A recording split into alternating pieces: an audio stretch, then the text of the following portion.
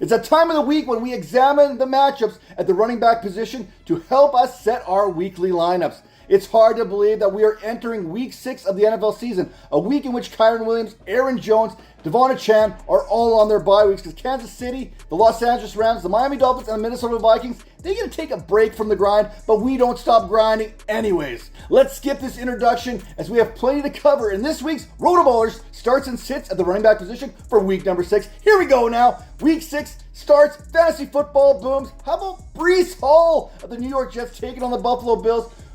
I get it. We were led to believe that Breeland Hall would be a must-start option each and every single week.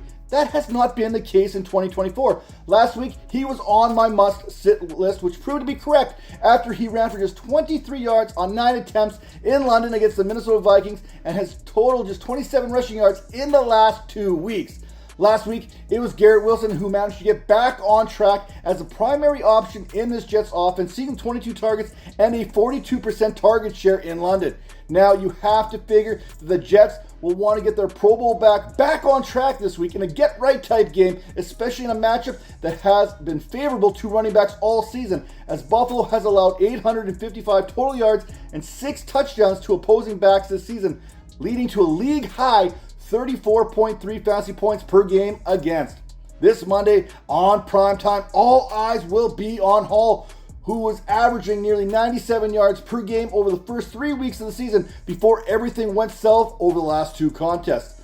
With the frequency in which the Buffalo Bills have allowed backs to contribute in the passing game, this happens to be an area in which the Jets can attack. In weeks 1 and 2, Hall saw a 20.7% and a 27.6% target share, followed by 14.7, 12.2, and finally 7.8% the following 3 weeks. If Cam Akers and Dare Ogunbowale can combine for 72 yards on the ground and 62 yards receiving, that's 134 yards total, along with a touchdown, then Hall should be on a trajectory to regain elite running back status this week. My second elite running back who has been anything but elite is Bijan Robinson of the Atlanta Falcons as they take on the Carolina Panthers. You want to talk about get-right games? This happens to be one of them. Like Hall, you would think we could leave Bijan Robinson as a start every week at running back. However, that has been far from a given thus far this season. So far, Robinson leads the Falcons with 285 rushing yards. That's 17th in the NFL. And with all due respect, Tyler Algier has looked the part of the lead back, averaging 5.4 yards per carry. Rubbing salt in the wounds of Robinson managers is through 5 weeks so far this season is the fact that if you drafted the other B Robinson in the first round of your fantasy drafts back in August, you'd probably be in a much better spot right now. Bijan Robinson, 67.6 PPR fantasy points this season. Brian Robinson Jr., 77.3 PPR fantasy points.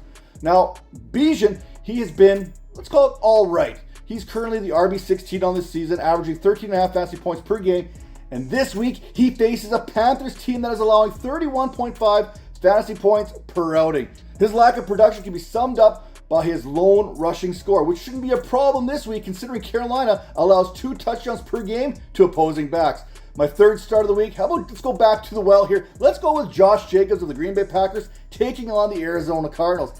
I still don't know how I feel about Josh Jacobs. In a great matchup last week against the Los Angeles Rams, a team that had been allowing a league-high 621 rushing yards so far this season, Jacobs, he would finish with just 73 yards on 19 attempts, but he did have his first touchdown as a Packer. Now, only 5 teams have allowed more fantasy points per game than the Rams have, who averaged 26.3. This week's opponent isn't among those 5 teams, but the Arizona Cardinals aren't far behind, sitting 8th in fantasy points allowed at 25.18.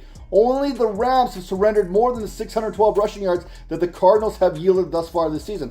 Arizona has been guilty of allowing 749 yards and 6 touchdowns to backs in just 5 contests. Matt LaFleur seems to hate having workhorse backs. This is nothing new to anybody, but in week number 5, Jacobs led the way with a 76% rush share, which could mean significant days are ahead, or perhaps LaFleur is trolling us all once again, which it feels like he's done much of the season. Now, Jacobs, he's currently the RB24, averaging just 11.9 fantasy points in PPR formats, so proceed with caution. Now, those fantasy football sits, it starts with the aforementioned Brian Robinson Jr. of the Washington Commanders as they take on the Baltimore Ravens. Robinson is making his second appearance on the sit list in as many weeks. Now, I had him as a sit last week, and the reasoning, it was sound. Cleveland was a tough matchup for opposing backs. However, despite just 2.6 yards per carry on 7 rushing attempts, Robinson, he still managed to hit pay dirt twice. That's not going to happen again this week. This week, the Commanders and Robinson face a Ravens defense that ranks top 5 in fantasy regarding running back futility. During the season, Baltimore has allowed just 18.04 fantasy points per game and has yielded 240 yards rushing to backs, which happens to be the 3rd fewest. After watching Robinson play last week, if you were looking at the sidelines, you would see a back who was clearly in pain. Do not be surprised if the Commanders use much of this week to rest Robinson's knee to have him healthy as possible for this one. Baltimore allows the 2nd fewest rushing yards on a per game basis and the 2nd most passing yards. So if this game script plays out the way that I think it is in favor of Austin Eckler more so than Robinson. Now, I'm going to take some time here just to tout Robinson, even though I have him on the sit list, because I think he deserves a little bit of respect as he ranks inside the top 10 in yards after contact, 3rd, yards after contact per attempt, 2nd, elusive run rate there he's 5th, and not to mention rushing yards, which he happens to be 10th. As good as he has been, it's not going to be enough this week. My second sit of the week is Travis Etienne of the Jacksonville Jaguars as they take on the Chicago Bears. Could there be a change of guard in Duval County for the 2nd straight week? Tank Bigsby outcarried Travis Etienne 13-6, not to mention outgained him by 84 yards on the ground. This 1 week after rushing for 90 yards against the Colts in a contest in which Etienne would finish with just 50. Now Etienne, he did see 7 targets and a 20.6% target share, so in PPR, Etienne, he still carries some value. However, Etienne managers need to be concerned by the fact that since week number 3, it's been Bigsby who has received each and every carry inside the 5-yard line, and the former Auburn Tiger led the backfield in snaps for the first time last week. On the docket this weekend, the Chicago Bears. A Bears defense that has been allowing the 10th most fantasy points per game this season to opposing running backs, allowing 24.06. Against the Carolina Panthers last week, the Bears allowed Chuba Hubbard to average 7.5 yards per carry on his way to 97 yards and a score in that contest, in which the Panthers had to basically abandon the run earlier than they would have liked to. Who am I to argue with the numbers? This season, Bigsby ranks 1st in rushing yards over expectation and yards per carry thanks to his 50% success rate on the ground. I don't know if Travis Etienne is going to be a thing this week, but I can tell you one thing. Tank Bigsby is going to cut into those touches. And my final sit of the week is Ramondre Stevenson of the New England Patriots as they take on the Houston Texans.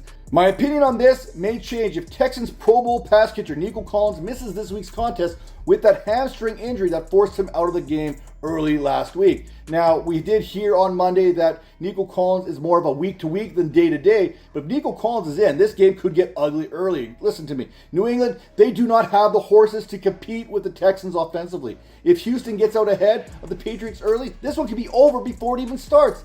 Against the 5th softest fantasy defense against the position, a benched Stevenson finished with 89 yards on the ground on 12 carries.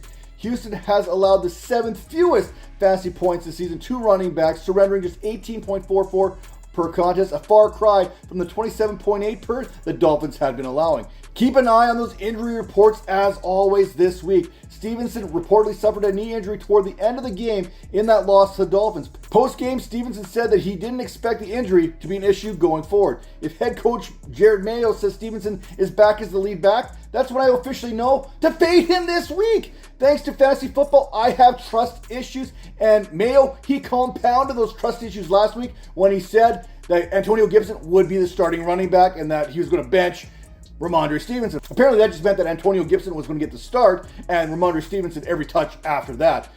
That being said, you don't have to have trust issues if you head over to RotoBaller.com for all your fantasy football news and analysis. And hey, you want answers to your questions, head to the RotoBaller Discord channel where you'll find me 24/7. See you next week.